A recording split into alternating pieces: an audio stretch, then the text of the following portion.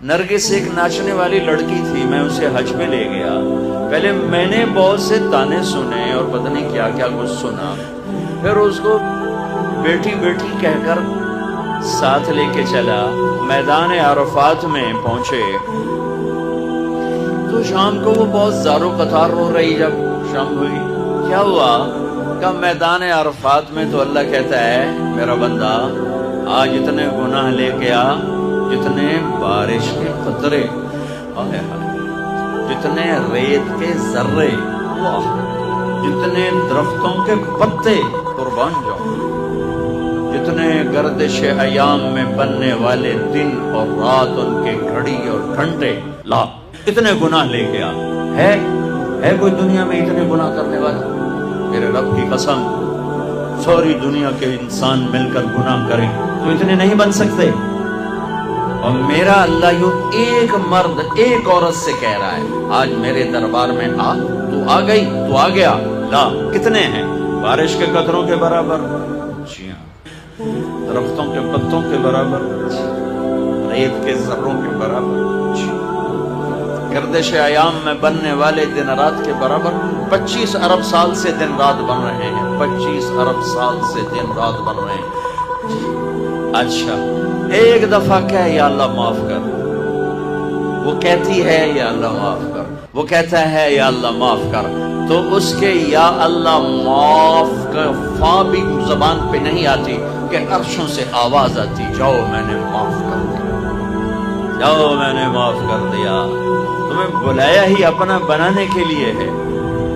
اب اوپر والا تو یہ کہہ رہا ہے اور نیچے کیا نظام چلا، وہ کیوں رو رہی؟ کہ میں وہ میٹرس بچھاتے ہیں عرفات میں بیٹھنے کے لیے، تو 3-4 خواتین بیٹھی تھیں پردہ دار تسبیح والی، وہ جا کے بیٹھی تو انہوں نے اس کو وہ بے عزت کیا، وہ بے عزت کیا کہ اٹھ جاؤ یہاں سے، تم اس قابل نہیں ہمارے ساتھ بیٹھو۔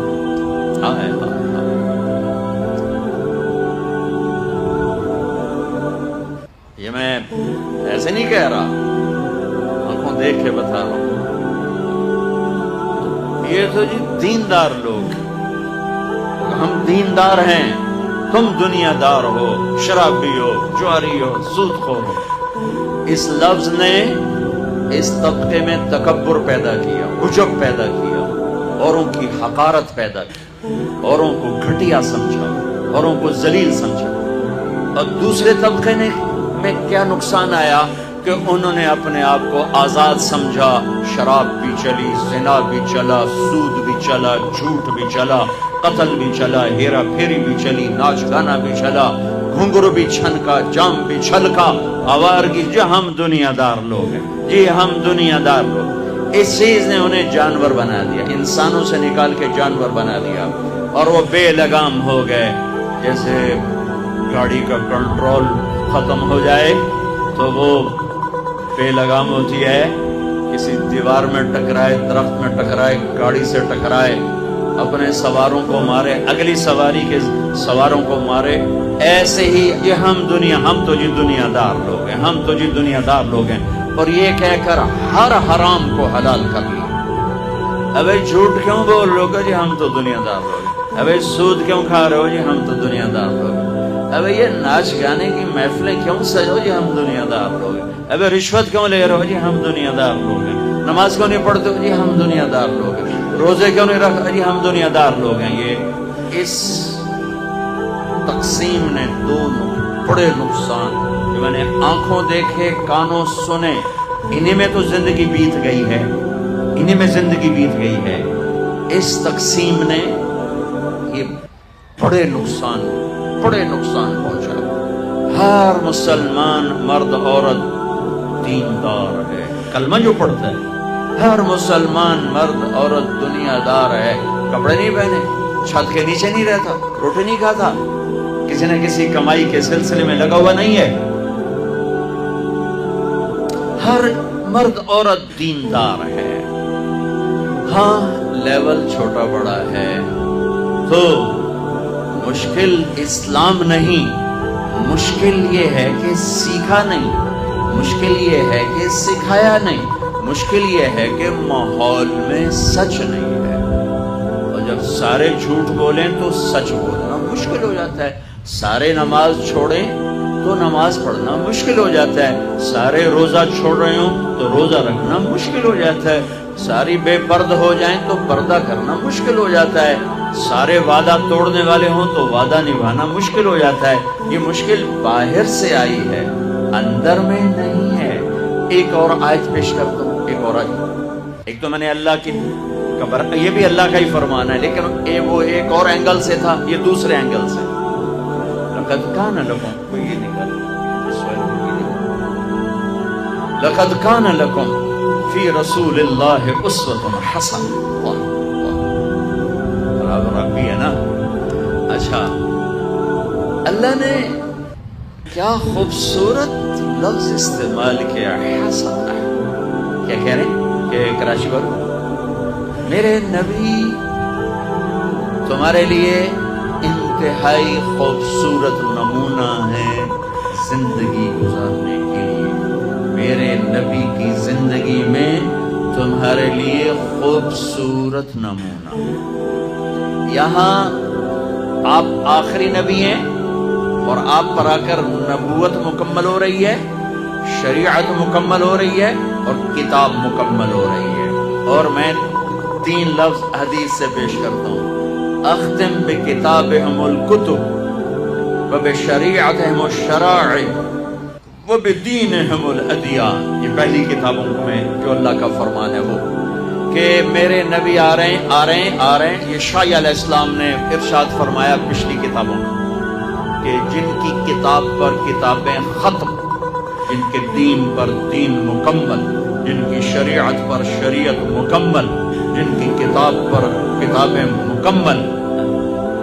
اس سارے بیک گراؤنڈ میں لفظ آنا چاہیے تھا لقد کان لکم فی رسول اللہ اسوۃ کاملہ، کہ میرے نبی کی زندگی تمہارے لیے مکمل نمونہ ہے، مکمل ضابطہ حیات ہے۔ اللہ نے کامل کا لفظ چھوڑ کر حسنہ، نیکی کو بھی کیا کہتے ہیں؟ حسنہ۔ حسنہ کسے کہتے ہیں؟ خوبصورت، خوبصورت۔ میرے اللہ کہہ رہے ہیں میرے نبی تمہارے لیے بہت خوبصورت نمونہ ہے۔ نیکی کو کہا خوبصورت چیز، اپنے حبیب کی زندگی کو کہا خوبصورت نمونہ۔ یہ خوبصورت کا لفظ کیوں فرمایا ہے کہ میرے بھائی بہنوں، حسن، خوبصورتی کسی دلیل کی محتاج نہیں ہوتی۔ وہ خوبصورتی آواز میں ہو جادو جگائے، وہ منظر میں ہو دل کو کھینچے گی، وہ شکل میں ہو دل کھینچیں گے، وہ کلام میں ہو جادو ہوگا، وہ اشعار میں ہو انسان جھومے گا، وہ کسی گھر میں ہو، کسی برتن میں ہو، کسی سواری میں ہو، کسی پھول میں ہو، کسی پرندے میں ہو، کسی پہاڑ میں ہو، کسی دامن میں ہو، کسی شکل میں ہو، کسی آواز میں ہو، کسی صورت میں ہو، تاج محل میں ہو یا ہمالیہ پہاڑ میں ہو، خوبصورتی کو دلیل نہیں چاہیے سوائے اندھے کے۔ ہر پڑھا لکھا ان پڑھ حسن سے متاثر ہوتا ہے۔ 14ویں رات کا چاند سر پر ہو اور کوئی کہے جناب یہ 14ویں دا چاند سونا ہوندا ہے یا کوڑا ہوندا ہے، مینوں دلیل دیو، تے انہوں 100 لتر مارو کہ تیرے سرے 100 احساس سے مار رہے ہیں کہ تیرا دماغ ہلے ہویا ہے۔ 14ویں دے چاند دی دلیل منگدا پیا سونا ہے کہ کوڑا ہے۔ تو میری سمجھو جو پنجابی سرائکی، میں بیچ میں اپنی زبان کی طرف چلا جاتا ہوں، معاف کر دیں، تم کراچی والے کیا سمجھو؟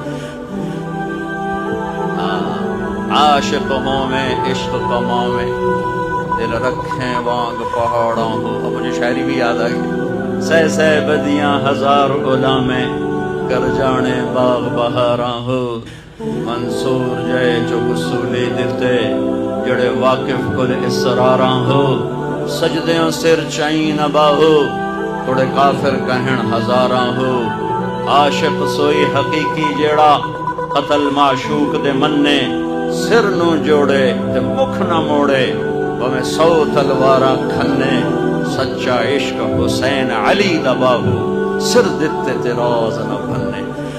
تمہیں سمجھ میں آئے نہ آئے مجھے مزہ ضرور آیا.